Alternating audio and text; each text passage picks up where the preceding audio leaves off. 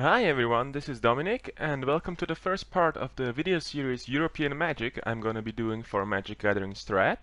So let's get started. Today we're looking at a standard PPTQ tournament report. I played that. So let's give you some facts about the tournament.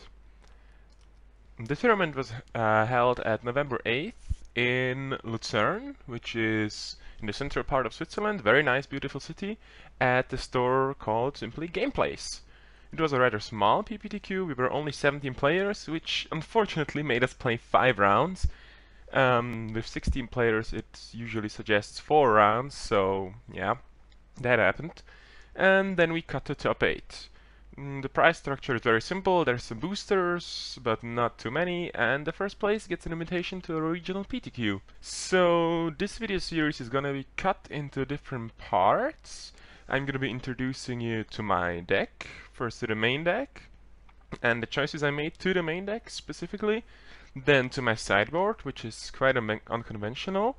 Then I'm going to be looking at all my matches. I'm going to go through them in a quick pace, show what the important cards were, what the interactions were, how the matches played out, and then I'm going to talk about a little incident that happened at the tournament. So, yeah, I hope you enjoy. Hello everyone, welcome to my deck tech of the deck I played at the latest standard PPTQ in Lucerne.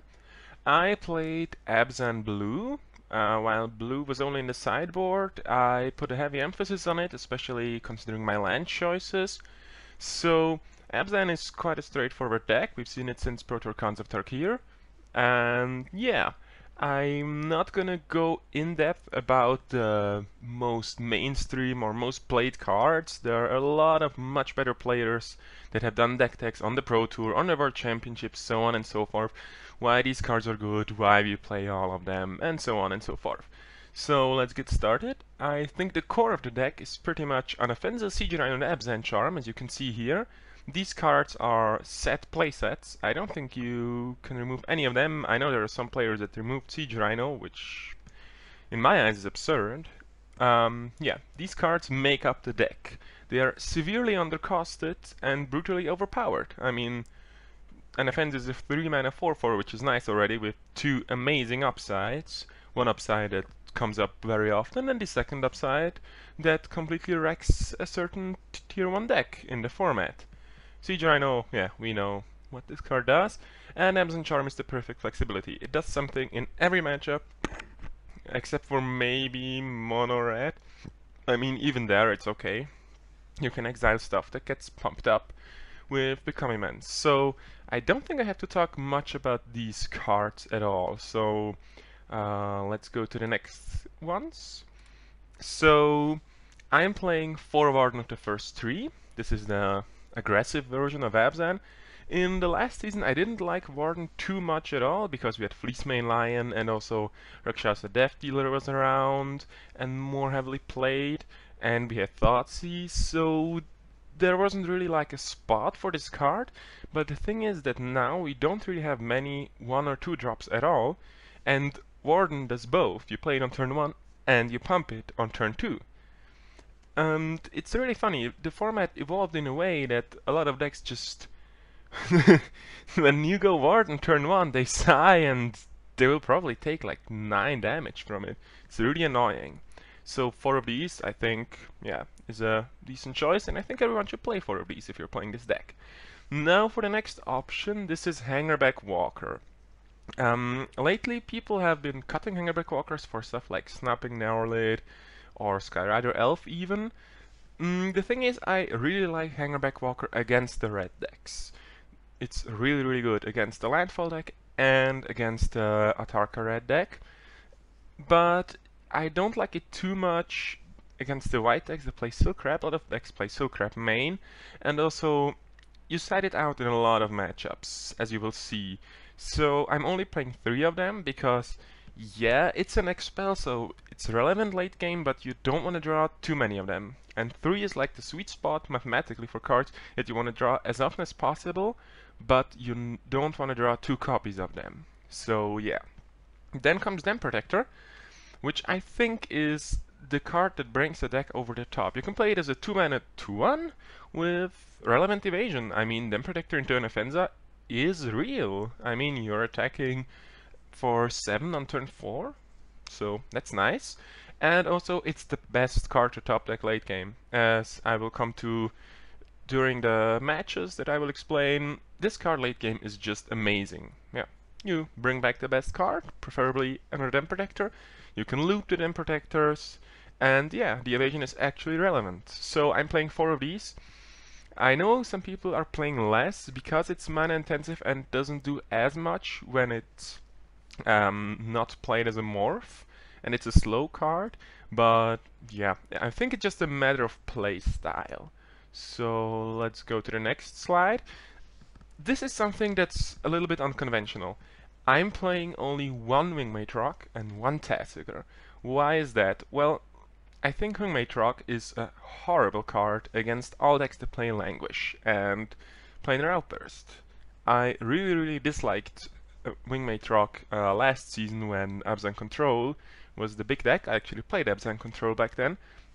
The thing is, it's really good when your opponent is trading 1 for 1, but it's really bad if they have sweepers, because you have to attack, you tap out, and then they blow up everything.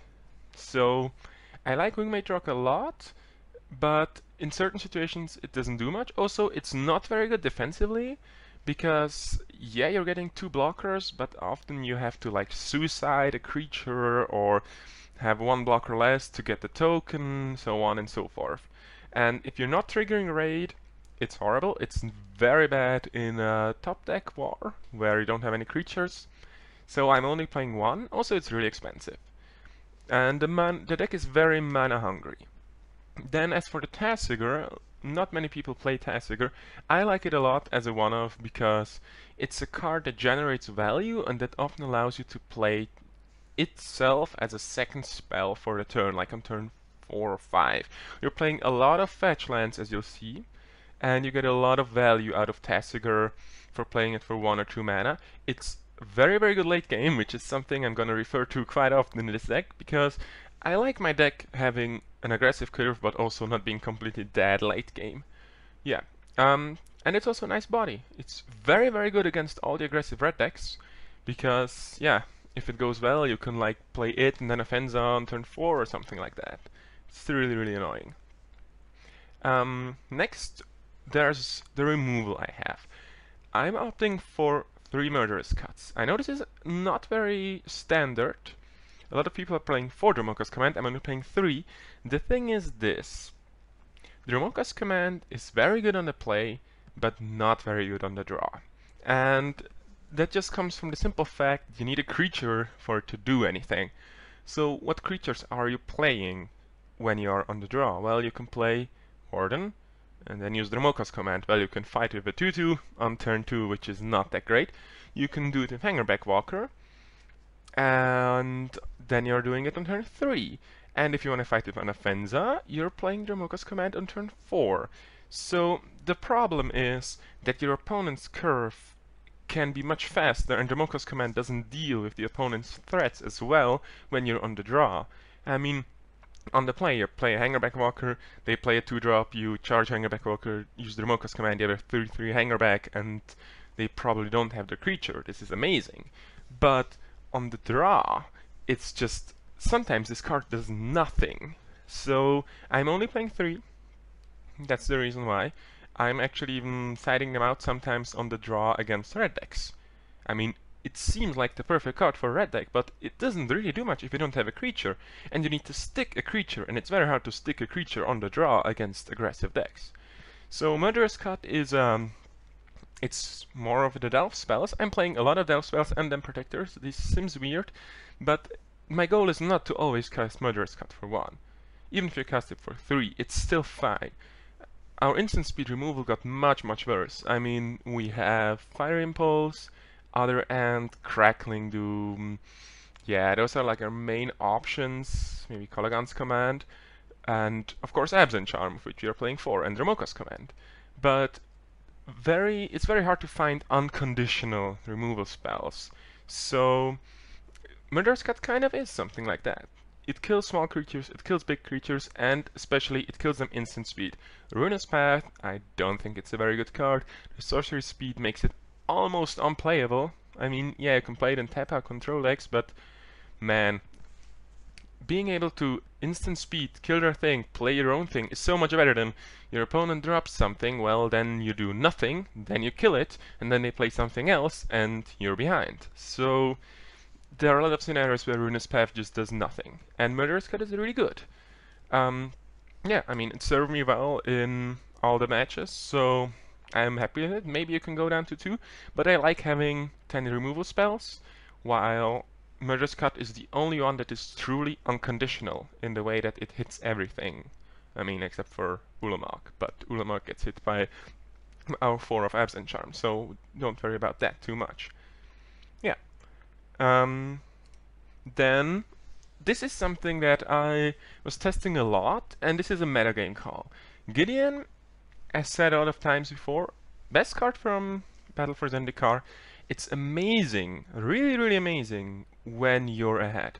But when you're behind, it sometimes just does nothing. It's horrible against Mantis Rider. It's horrible against Dash Dragons. Yeah.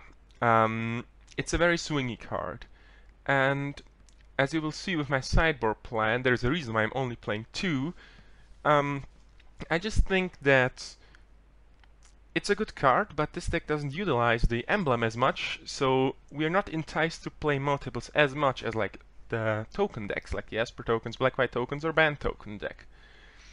And yeah, so I'm only playing 2 of these. I don't know what you think. You might say, well, it's horrible, you have to play 4 of it. It depends. Yeah, I ran really well in this metagame with only 2. Yeah.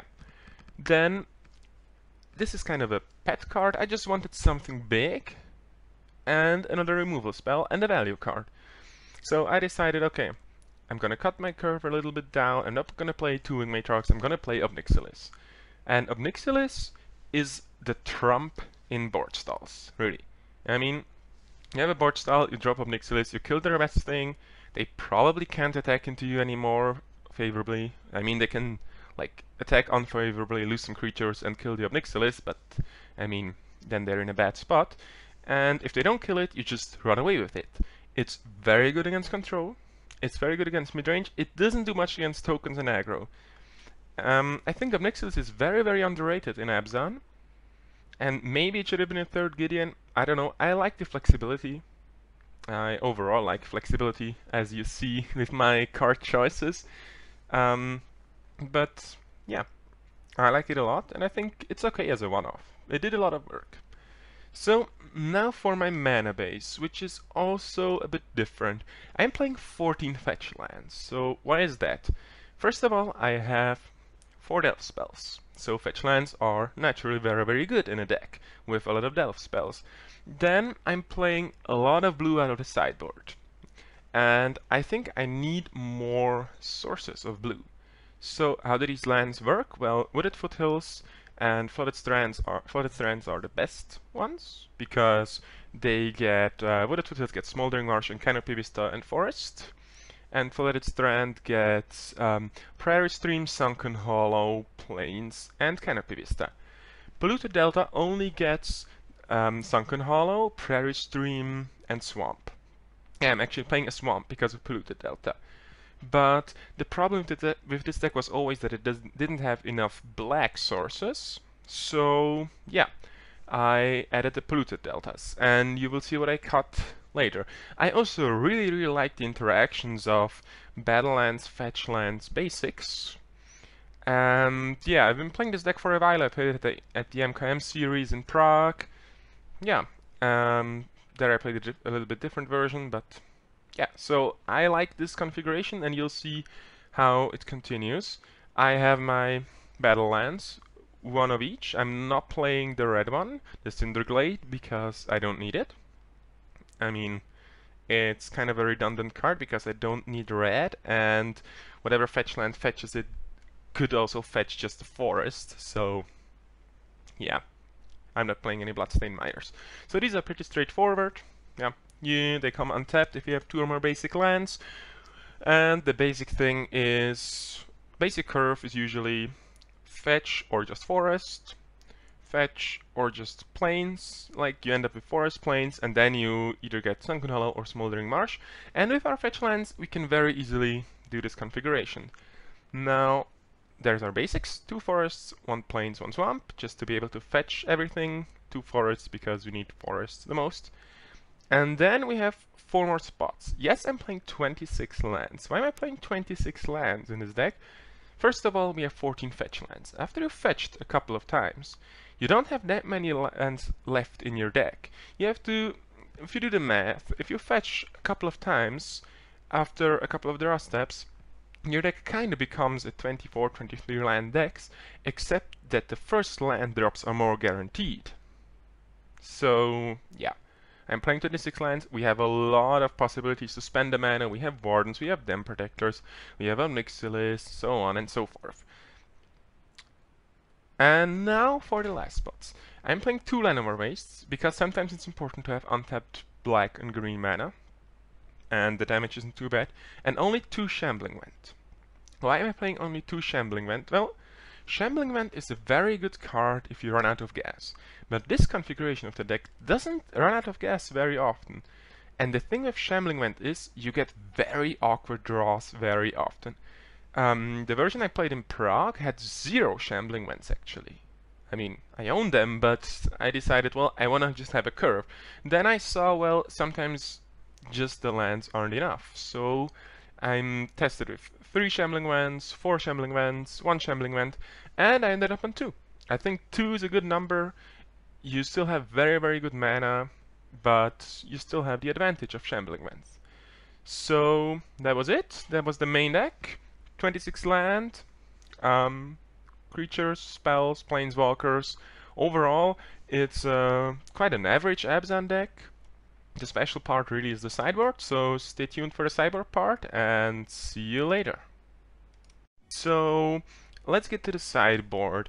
I wanted to have a very transformational sideboard for this tournament. I decided I would sideboard around 6 to 11 cards for each match.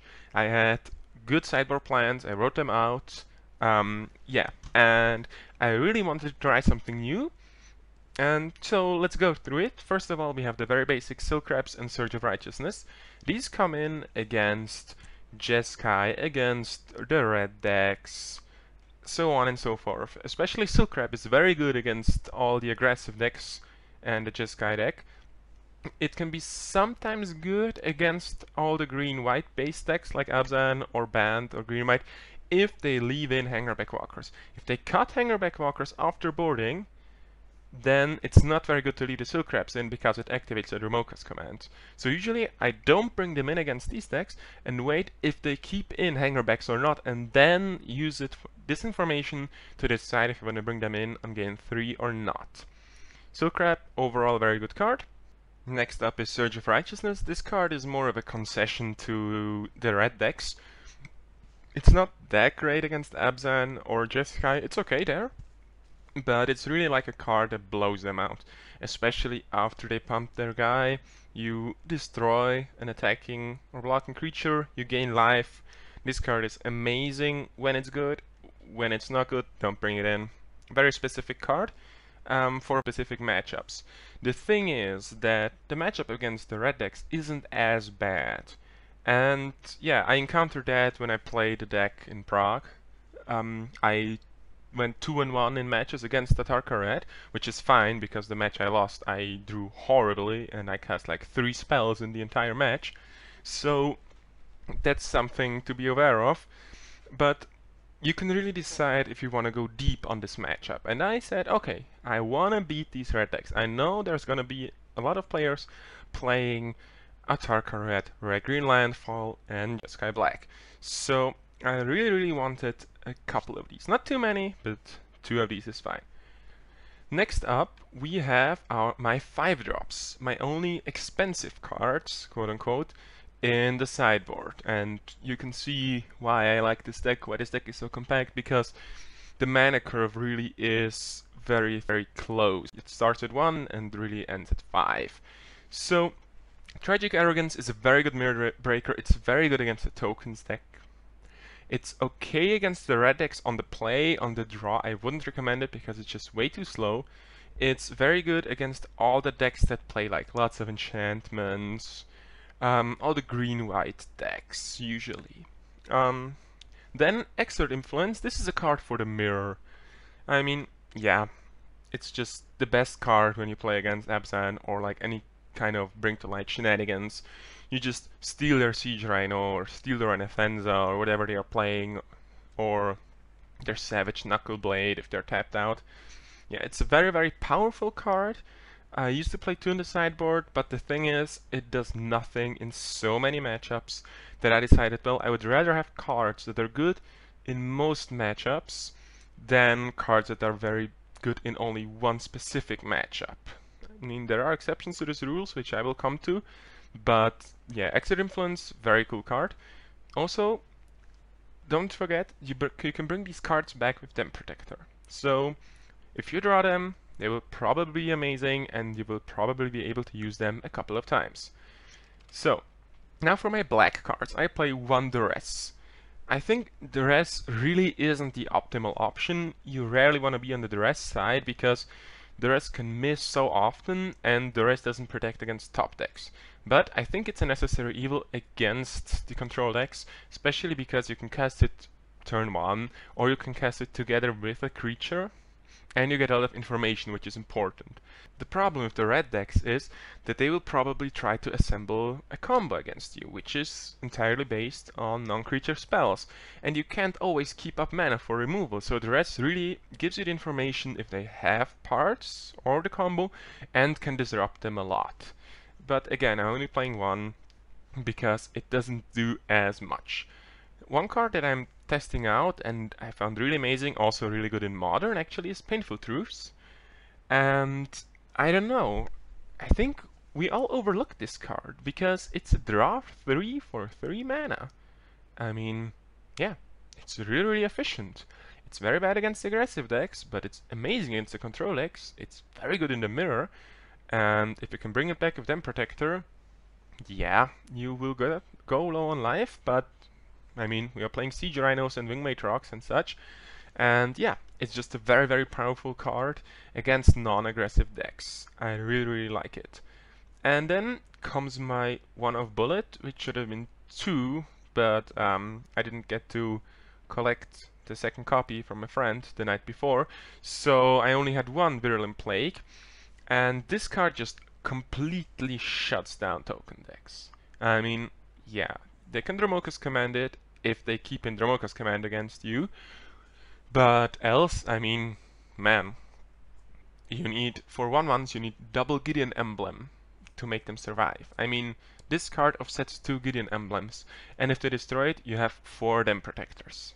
And you see, I always refer to the Dem Protectors, because the fact that you have 4 of a card that can recur anything makes all of your sideboard cards so much better. Yeah, it's amazing against tokens. I also bring it in against token-heavy red decks. I mean, yeah, if they go Dragonfather into Hurtling Outburst and you play Virulent Plague, well, you're probably winning that game. So yeah, it's very, very good. It's also good against Gideon, and also the fact why I'm not playing many Gideons, because against tokens, I know some people will not like this sideboard plan, but trust me, it worked. I side out my Gideons, and I side in Virulent Plague and the cards that come up next. The reason for that is that Virulent Plague is very good against Gideon, Retreat to Emeria, and such, but it also hurts your Gideon and a little bit your Wingmate Rock and Hangerback Walker. So you don't want to play as many copies of the cards that get hurt by your own sideboard card, because then you need to sideboard out way much more. Also one of the reasons why I didn't play 2 Wingmate Rocks, because I wanted to play 2 Virulent Plagues. And even with 1 Virulent Plague, if you draw it, your Wingmate Rock, not that great. Your Gideon, not that great. Your Hangerback, ugh, just straight up horrible. So, yeah. Virulent Plague, very strong in certain matchups. And now comes the special part. This is something that very few people expected, and I got to surprise a lot of people on that tournament. 2 Dispels and 3 Disdainful Strokes. So, I've got this heavy blue splash in the deck. And these cards completely cripple certain decks, especially decks like the token deck or control decks. So you can imagine what I'm doing against the token deck. I'm bringing in Virulent Plague, Painful Truths, Duress, 2 Dispel, 3 Disdainful Stroke, Tragic Arrogance. I have 9 cards that are all very, very good against the deck. And Dispel is great in most matchups. I think I bring it in against pretty much everything. It's very good against the red decks because it's a cheap way to interact with them. And due to popular belief, where the fact is that the red deck usually spends less mana, with Dispel, you actually get to spend less mana. Disdainful Stroke, very good against the mirror, very good against Jeskai, control decks, especially the token deck. And I'm talking about the token decks a lot because they are very, very powerful. And with these 2 cards, you can counter pretty much everything they play. All their good spells are either instants or cost 4 or more, and often they are both, like Security Wastes. So I really, really like this sideboard plan. Yeah, it's very extreme, but it's also very surprising. And you'll see in the matches that this plan worked out pretty well. I mean, I like it a lot. So, thanks for watching, so much for my sideboard, and let's go to the games. Thank you for watching. Please like and subscribe, it really helps us out. You can find us on Twitter at MagicGathStrat, Facebook /MagicGatheringStrat, or on the web, magicgatheringstrat.com. There you can find articles and free prize-supported leagues. This is all brought to you by our Patreons and cardhoarder.com. If you enjoy this content, please consider supporting us at patreon.com/MagicGatheringStrat.